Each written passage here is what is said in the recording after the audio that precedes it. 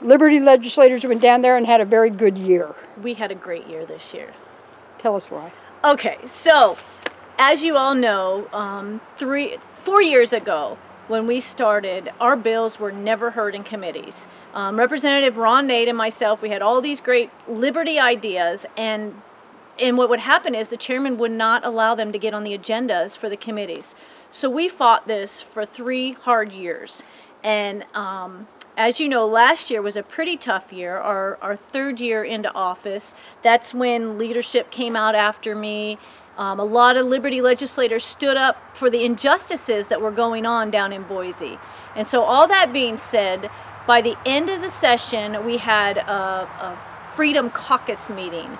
And I think we had about 24 legislators show up. And actually, the Speaker of the House showed up. And I think there was some agreement that, yes, they probably were not hearing our bill ideas. And so we got word of mouth at the end of last year that our bills, things were going to change in the committee process. And that's exactly what happened this year. So almost every one of our liberty bills were heard. There were a few that didn't make it, the chairman didn't want to give a committee hearing to, but the majority of them, I think we had over 20, 25, maybe even 30 of our bills were actually heard in committee. And it was awesome. So now we're having the conversations. You know, sometimes it's just having the conversation so we can figure out where people stand and what isn't good about this idea or what is good about it. So we had debates on indefinite detention, on state sovereignty, on levies, if they should be allowed to run them over and over again, county commissioners. All our ideas were heard, and it was really exciting. I think we saw like 12 of our bills actually made it through committee and onto the House floor, and many of them passed the House floor.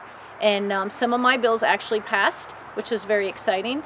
And then, unfortunately, there's still problems in the Senate because many of our bills were stuck in the Senate committee chairman drawers. So that's something that's going to need to be worked on next year, and the pressure needs to be put on these committee chairmen that are actually, they're acting like they have veto power, and they shouldn't have veto power. If we're in a republic, all of us legislators should have equal representation for our districts, and that's kind of what we were pushing for.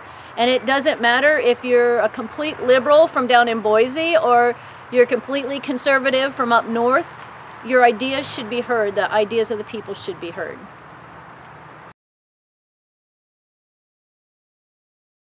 What were some of the bills that you yourself sponsored that actually made it into law? Okay, so the one bill that I sponsored that was made into law was, and the number I think is 565. It was called, what it did was it allowed law enforcement officers to carry concealed carry in K through 12 schools and college campuses.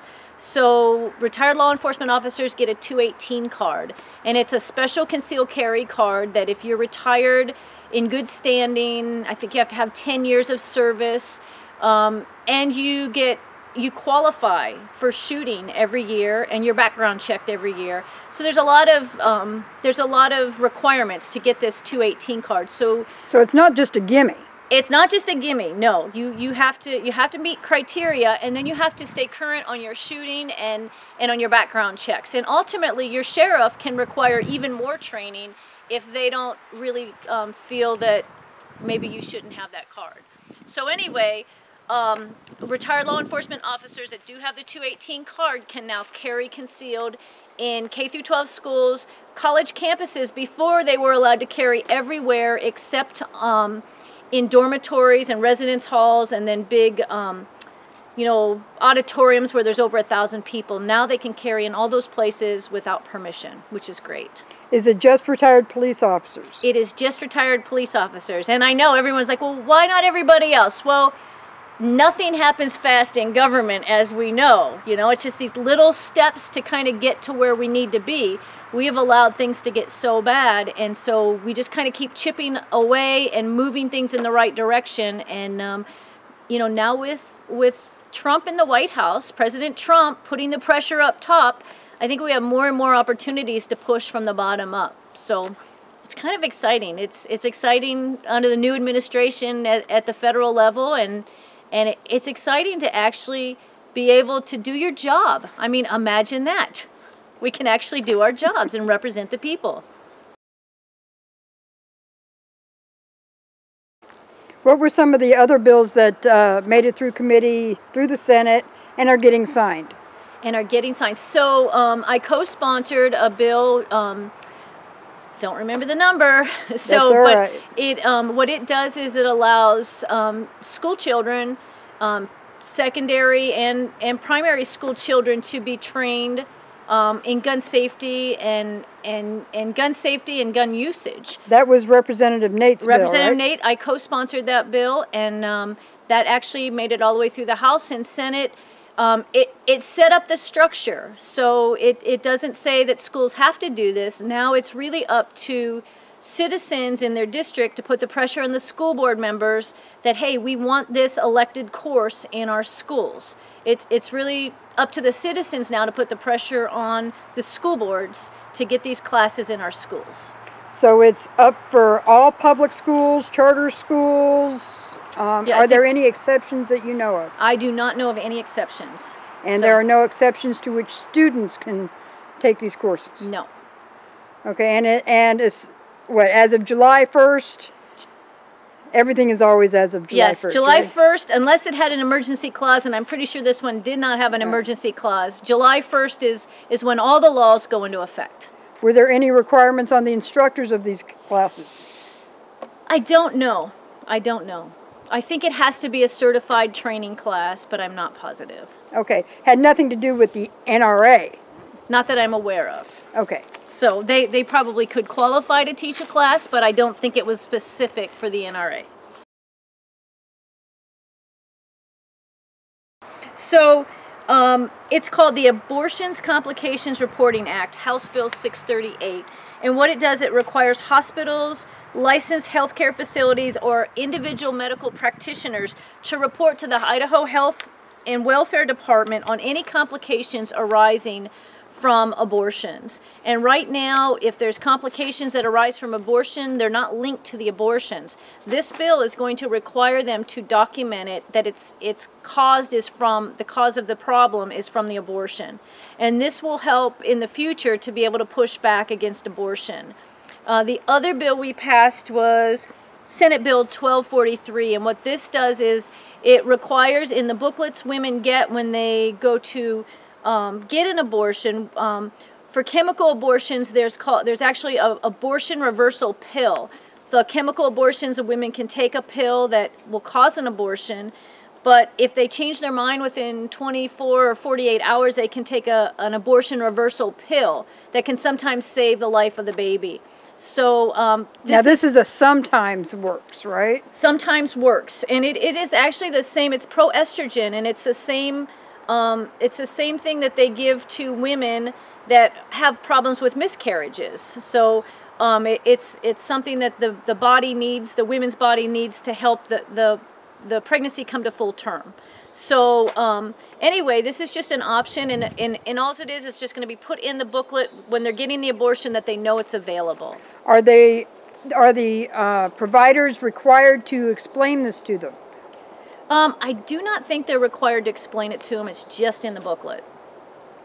Okay. Have you all been made aware of multiple problems and complications with the abortions to make everybody want this bill? I mean, what was behind this? So what's behind it is there are a lot of complications. They are coming from abortions, but they're basically treating them as independent problems. So what will happen is a woman will have an abortion and then maybe a day later have severe bleeding, and she'll show up at the hospital and they will just say, well, she has severe bleeding, but they won't say she had an abortion yesterday. So they treat the situation but do not report it that way? Is that what you mean? They treat the problem, but they don't link it to maybe the source of the problem. So it's a really long, complex bill. I think it's about 20-some pages, maybe 30 pages, but there's a whole bunch of complications listed. So I'm sure there's been a lot of research on this.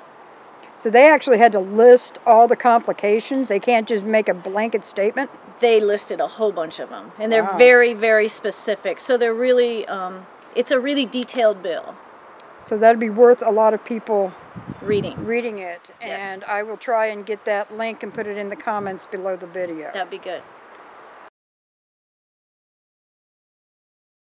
But so we had Christy Zitto, as you know, out of southwestern Idaho, came up with House Bill 444 with the Idaho Second Amendment Alliance. It was a great castle doctrine. It was written by Alex Kincaid, a Second Amendment lawyer who's well known across the country.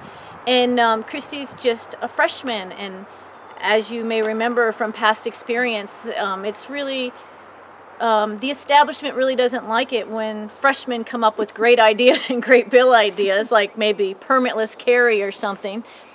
So anyway, but the citizens were so vocal about wanting this bill and pushing her bill that what it did was it caused, I'll just say, the establishment to pop up another castle doctrine. It maybe wasn't as strong as her bill, but it was, of course, a step in the right direction.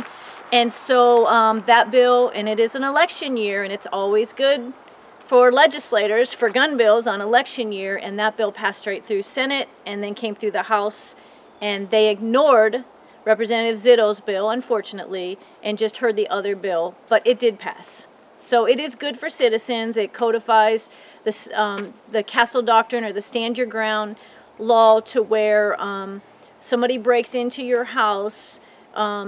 Before, you really had to show proof that they were coming in to intentionally harm you, and this gives a little bit more credibility to the property owner instead of the, That is something that has always confused me. The fact that they broke into your house, doesn't that prove they're there to do harm?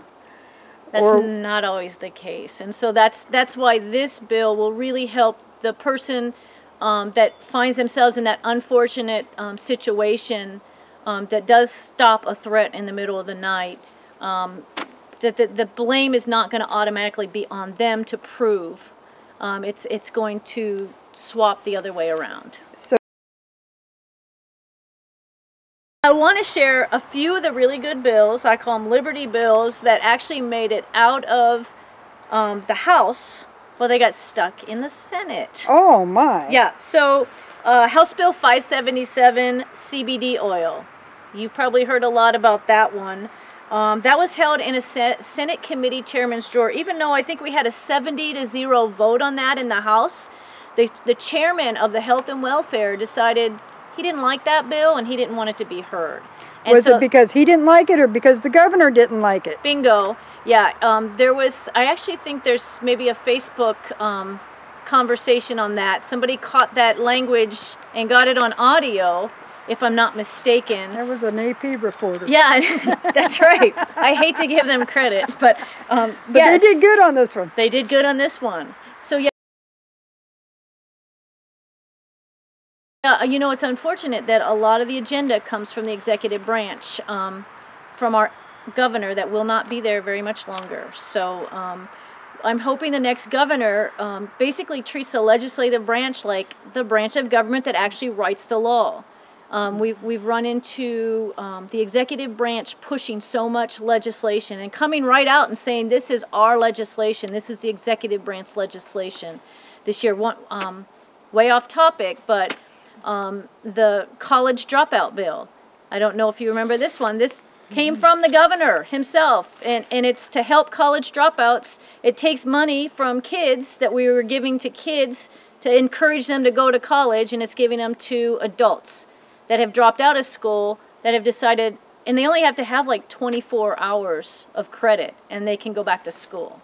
So this is coming from the executive branch, as did our gas tax last year, as did Medicaid expansion he tried this year, and a whole bunch of others. So House Bill 419, American Laws for American Courts. This bill has been worked on for years, and committee chairmen have refused to give it a hearing in the House. This year, oh my goodness, they got a hearing, and guess what? It passed committee, and it actually passed the House floor. It was a great bill. The sponsor was Representative Redmond, who is not rerunning. And what this does is basically says, in Idaho, we're going to follow Idaho law. As you know, some of these other states are allowing, they're allowing different laws to run their courts. And some of that we see with Sharia law creeping into some of the courts across the country where there's a large Muslim population. So what this law basically said is it didn't target any specific foreign law. It just said, in Idaho, we're going to do Idaho laws, and they're going to take precedence. And so passed the House. I don't remember how much it passed by, but it passed with a majority of, obviously, and sat in a committee chairman's drawer. That was held by Senator Sidaway. He held that one. Okay, so restoring constitutional governance. What this bill did was it dealt with the unconstitutional NDAA, or indefinite detention, federal bill, and I think that was the one here. I got a whole bunch. I think that was the bill, and what it does is it basically said, this is unconstitutional, and we will not allow this to happen to Idaho citizens.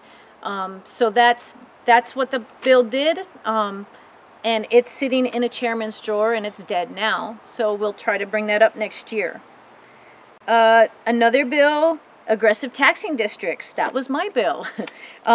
So this bill, I ran through committee, and I think it got like 12 out of 13 votes. The first time, it had some problems on the House floor, got pulled back into committee and rerun, and passed the House floor.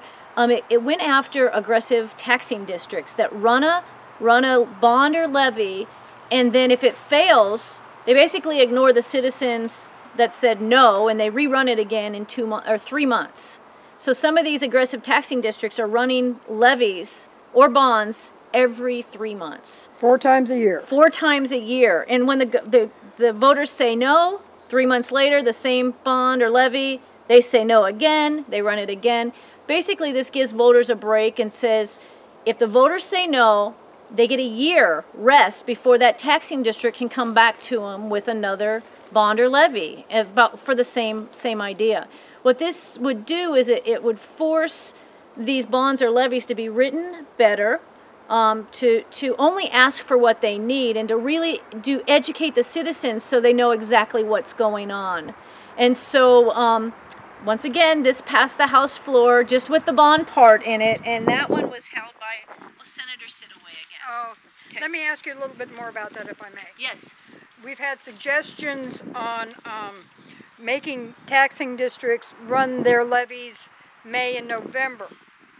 I think Has that one come up?